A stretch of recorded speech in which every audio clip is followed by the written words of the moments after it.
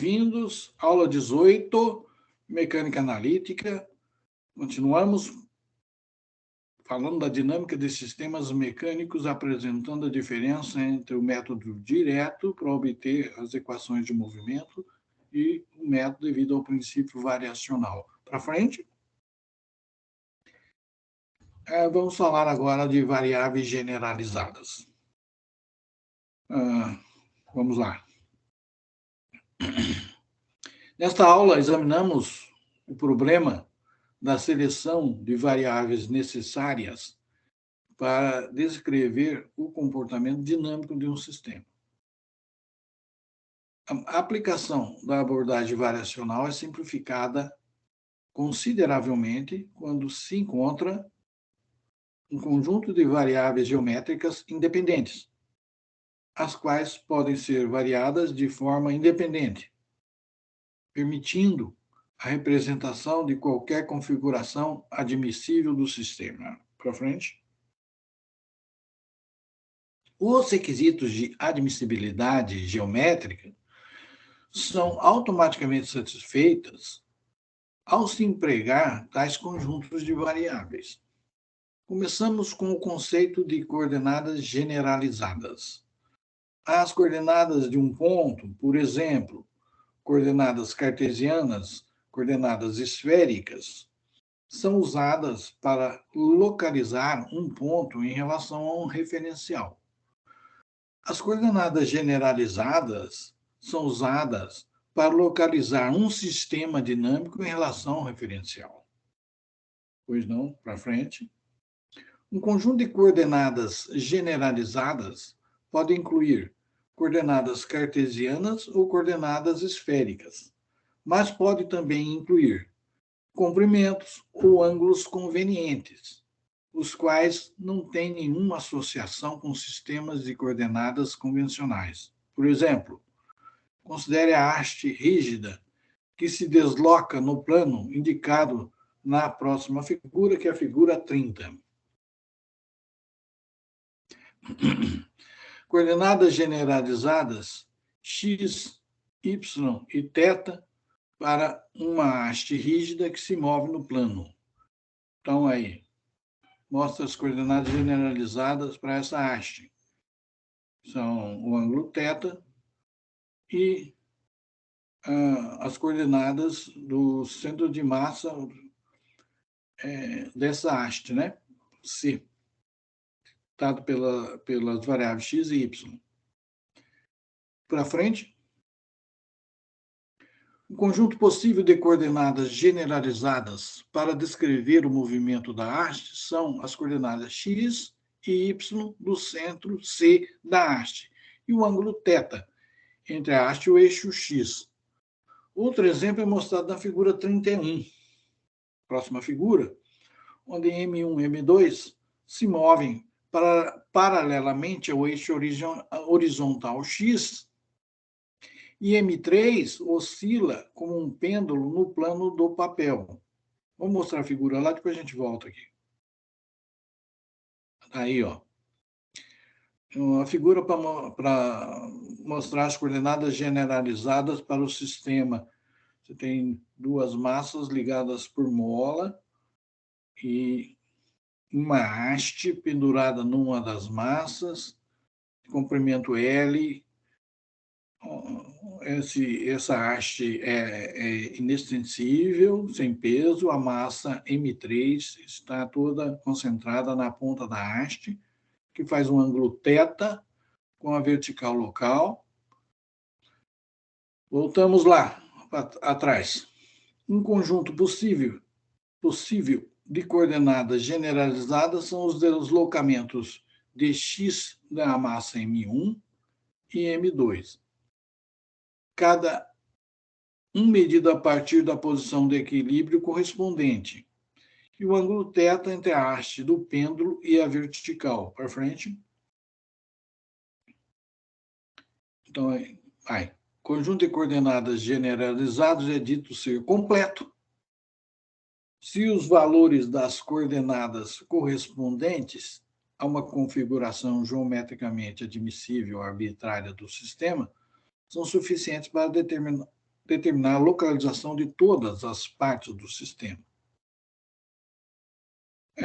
Um exemplo simples, as coordenadas cartesianas x, y, z são um conjunto completo de coordenadas de um ponto livre para se mover em 3 dimensões, mas o conjunto XY ele é incompleto. Para frente.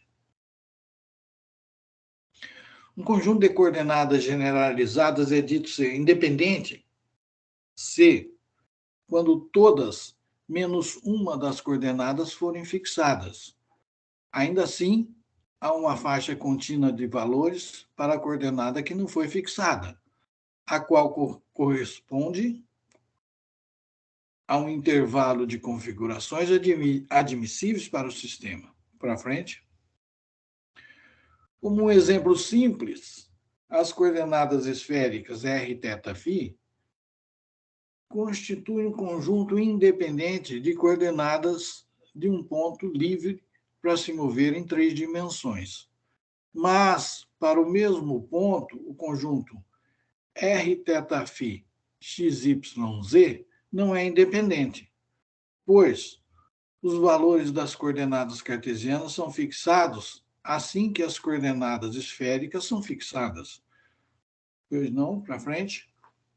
Além de coordenadas generalizadas que descrevem as configurações geometricamente admissíveis de um sistema dinâmico, podemos introduzir variáveis variacionais infinitesimais generalizadas para descrever variações admissíveis.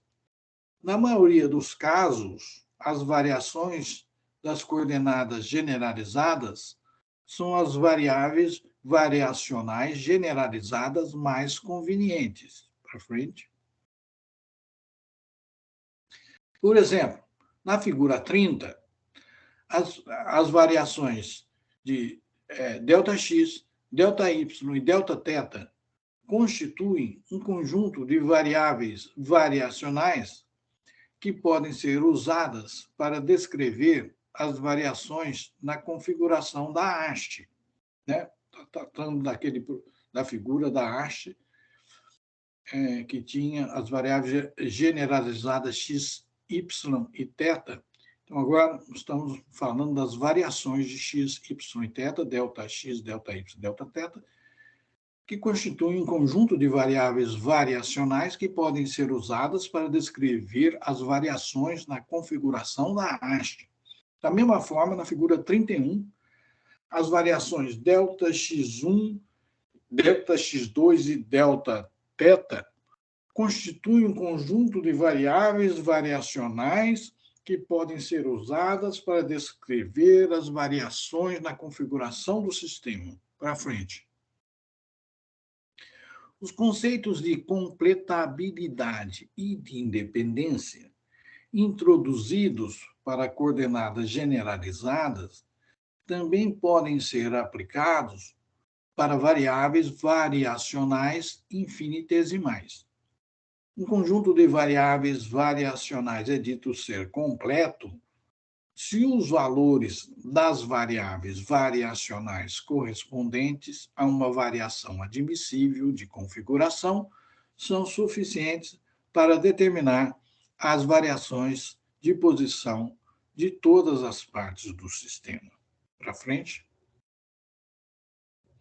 Um conjunto de variáveis variacionais é dito ser independente se, quando todas menos uma das variáveis variacionais é fixada, ainda há uma faixa contínua de valores para essa variável variacional, correspondendo a um intervalo de variação admissível na configuração do sistema.